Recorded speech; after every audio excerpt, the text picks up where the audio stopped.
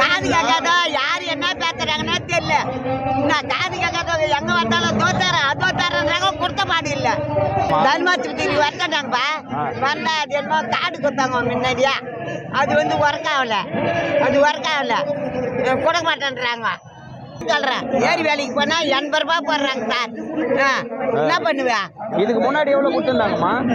இதுக்கு முன்னாடி எவ்வளவு கொடுத்துருந்தாங்க? 200 ரூபாய் கொடுத்துருந்தாங்க, 250 ரூபாய் கொடுத்துருந்தாங்க. 80 ரூபாய் போடுறாங்க இப்போ. அதுக்கு 7:30 மணிக்கெல்லாம் நாங்கள் அங்கே போனோம். அங்கே போய் 2 மணிக்கு அனுப்புகிறாங்க. அதுக்கு மேலே வந்து நாங்கள் மாட்டை பக்கத்தா கண்ணை பக்கத்தா என்ன வேலை செய்வோம்? உங்களுக்கு நீங்கள் விவசாயம் எதாவது பண்ணுறீங்களா? கூலி வேலைக்கு போனாவே 150 ரூபாய் கூலி சாப்பாடு போட்டு தராங்க. 12 மணி ஆச்சுன்னா ஏறி வீட்டுக்கு வந்துடுறோம்.